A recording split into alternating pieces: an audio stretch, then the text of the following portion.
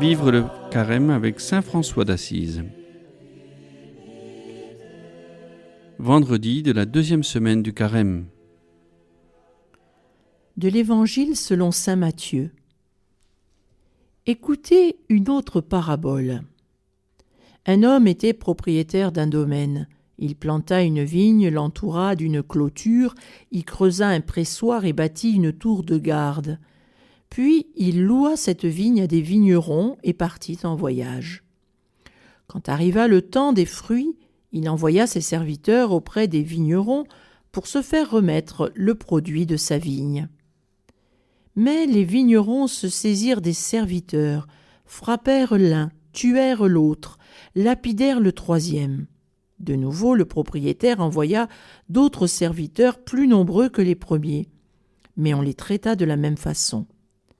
Finalement, il leur renvoya son fils en se disant « Ils respecteront mon fils ». Mais voyant le fils, les vignerons se dirent entre eux « Voici l'héritier, venez, tuons-le, nous aurons son héritage ». Ils se saisirent de lui, le jetèrent hors de la vigne et le tuèrent. Eh bien, quand le maître de la vigne viendra, que fera-t-il à ces vignerons ? On lui répond « Ces misérables, il les fera périr misérablement. Il louera la vigne à d'autres vignerons qui lui en remettront le produit en temps voulu. » Jésus leur dit « N'avez-vous jamais lu dans les Écritures, la pierre qu'ont rejetée les bâtisseurs est devenue la pierre d'angle.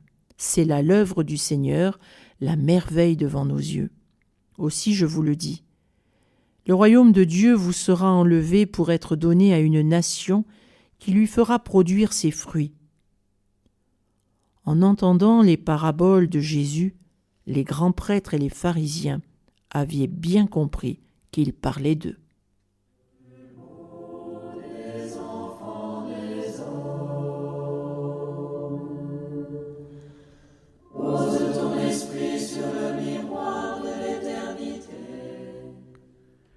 Une autorité de gérance et non de propriétaire.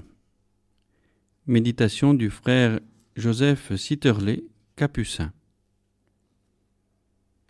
Afin que notre ordre semblable à la vigne du Très-Haut Fils de Dieu se maintienne plus sûrement dans l'esprit de l'observance évangélique et séraphique de la règle, il a paru convenable à notre chapitre général de 1536 de rédiger quelques statuts.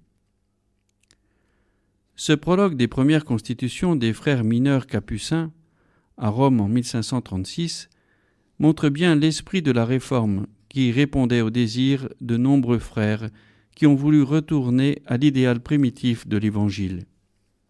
C'est le souci de tout chrétien.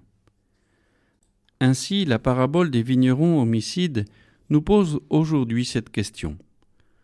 Comment gérons-nous la vie évangélique reçue du Christ et de saint François ? Comment produisons-nous des fruits d'obéissance à l'alliance avec Dieu à travers cette vigne qui est présentée comme l'objet de l'amour et de la sollicitude de Dieu ? Jésus s'identifie au cep de vigne dont nous sommes les sarments. Dans un monde de violence et de mort, comment participons-nous à l'édification du royaume de Dieu ? Sa responsabilité repose entre nos mains et Dieu s'attend à ce que nous ayons des fruits à lui présenter au moment voulu. Notre rôle de chrétien et de franciscain n'est pas de nous approprier les dons de Dieu ou de les accaparer égoïstement. Sinon, nous risquons d'être stériles. Nous sommes invités à exercer une autorité de gérance et non de propriétaire, en faisant fructifier ces dons, en gérant cette vigne avec nos talents et selon nos aptitudes. Cela ne peut que nous conduire à le vivre dans le service et le partage, à travers des solidarités qui mènent à la vie.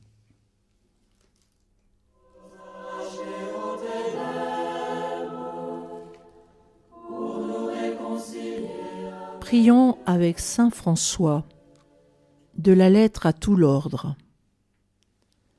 Dieu Tout-Puissant, Éternel, juste et bon, par nous-mêmes, nous ne sommes que pauvreté. Mais toi, à cause de toi-même, Donne-nous de faire ce que nous savons que tu veux et de vouloir toujours ce qui te plaît.